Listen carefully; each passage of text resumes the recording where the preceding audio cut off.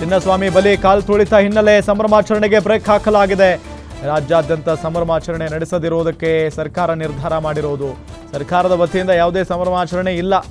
ನೀವು ಮಾಡು ಅಂದ್ರೂ ಮಾಡಲ್ಲ ಯಾರು. ಈಗ ರಾಜ್ಯ ಸರ್ಕಾರದ ಕಾರ್ಯಕ್ರಮಗಳೆಲ್ಲವೂ ಕೂಡ ರದ್ದು. ಕ್ಯಾಬಿನೆಟ್ ಸಭೆ ನಡೆಸುವುದಕ್ಕೆ ಮಾತ್ರ ಸಿಎಂ ನಿರ್ಧಾರವನ್ನ ಮಾಡಿದ್ದಾರೆ. ಸಂಪುಟ ಸಭೆ ಬಿಟ್ಟು ಉಳಿದ ಕಾರ್ಯಕ್ರಮಗಳೆಲ್ಲವೂ ಕೂಡ ಕ್ಯಾನ್ಸಲ್. ಚಿನ್ನಸ್ವಾಮಿ ಬಳಿ ಕಾಲ್ ತುಳಿತ ಹಿನ್ನೆಲೆ ಸಂಭ್ರಮಾಚರಣೆಗೆ ಬ್ರೇಕ್ ಹಾಕಲಾಗಿದೆ.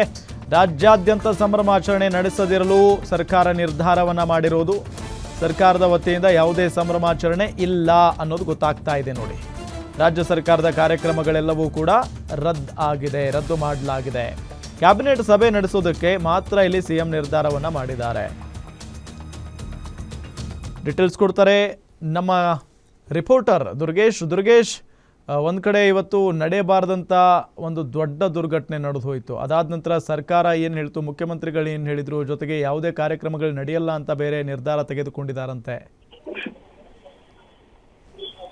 ಎಸ್ ರಾಮ್, ಏನು ರಾಜ್ಯದಲ್ಲಿ ಈ ಒಂದು ಅನಿರೀಕ್ಷಿತ ಘಟನೆ ಆಗಬಾರ್ದಾಗಿತ್ತು ಅನ್ನುವಂತ ವಿಷಾದವನ್ನ ಸಿಎಂ ಸಿದ್ದರಾಮಯ್ಯ ಮತ್ತು ಡಿಸಿಎಂ ಡಿ ಕೆ ಶಿವಕುಮಾರ್ ಅವರು ವ್ಯಕ್ತಪಡಿಸಿದ್ರ ನಡುವೆ ನಾಳೆ ಯಾವುದೇ ರೀತಿಯಾದಂತಹ ಸಂಭ್ರಮದ ಕಾರ್ಯಕ್ರಮಗಳು ಇರಲ್ಲ ಅನ್ನುವಂತ ಮಾಹಿತಿಯನ್ನು ನೀಡಿರುವಂತದ್ದು. ಸಿಎಂ ಸಿದ್ದರಾಮಯ್ಯ ಮತ್ತು ಡಿಸಿಎಂ ಡಿ ಕೆ ಶಿವಕುಮಾರ್, ಗೃಹ ಸಚಿವ ಪರಮೇಶ್ವರ್ ಅವರು ಕಾವೇರಿ ನಿವಾಸದಲ್ಲಿ ಸುದೀರ್ಘವಾಗಿ ಒಂದು 10-15 ನಿಮಿಷಗಳ ಕಾಲ ಸಭೆಯನ್ನು ನಡೆಸಿದ್ರು. ಆ ಸಭೆಯಲ್ಲಿ ಮುಂದೆ ಯಾವ ರೀತಿ ಈ ಒಂದು ಪ್ರಕರಣವನ್ನು ತೆಗೆದುಕೊಂಡು ಹೋಗ್ಬೇಕು, ಅದ್ರ ಜೊತೆಗೆ ಯಾವ ರೀತಿ ತನಿಖೆ ಮಾಡಬೇಕು ಅನ್ನೋ ನಿಟ್ಟಿನಲ್ಲಿ ಕೂಡ ಸಾಕಷ್ಟು ಚರ್ಚೆಯನ್ನು ಮಾಡಿರುವಂತದ್ದು.